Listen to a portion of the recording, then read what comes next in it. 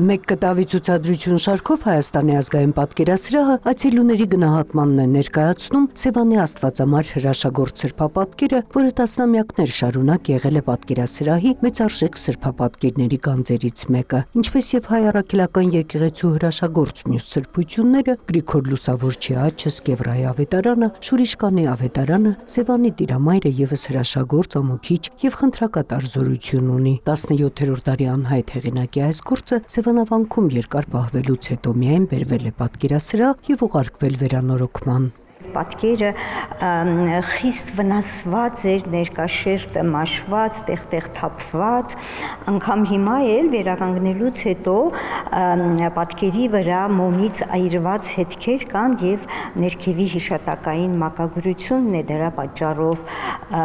անվերցանալի դարձել։ Հրաշագործ սրբապատկերի պատկերագրությունն էապես տարբերվում է Չարչարանաց տեսարանի նկարագրության կաթոլիկ միջավայրում ընդունված սկզբունքներից։ Այն հատկանշվում է զուսպ գույներով, որոնցում գերիշխում է կապույտը։ Նկարն ամբողջանում է խաչելության խորհրդանիշ պատկերներով՝ փշեր, ակցան, մուրճ ու մեխեր, գեղարդ, ծառեր, արծաթե դրամներ եւ Հուդայի ձեռքը։ Տիրամայրը եւ Մանուկ Հիսուսը պատրաստ են ընդունելու այն, ինչ կանխորոշված է ի վերուստ։ Սրբապատկերի բուն պատկերագրական խորհրդաբանական բովանդակությունը այն է, որ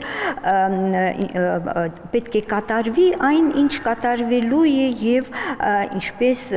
Սուրբ Աստվածածինը, այնպես էլ Մանուկ Հիսուս հլու հնազանդ են Տիրոջ կամքին։ Ինչպես եւ մյուս հրաշագործ մասունքների դեպքում Սևանի Տիրամոր հետ եւս կապված են բազմաթիվ ավանդություններ, որոնցից մեկն էլ առնչվում է Մխիթարյան միաբանության հիմնադիր Մխիթար Սեբաստացու 1692-ին Սևանավանք կատարած ուխտագնացության հետ։ Ըստ ավանդության Մխիթարաբահոր ջերմեռանդ աղոթքի ժամանակ է տեղի ունենում հրաշքը։ Նրա կենսագիզները շատ կարևոր մեզ համար տեղեկություն են թողել, ինչպես նա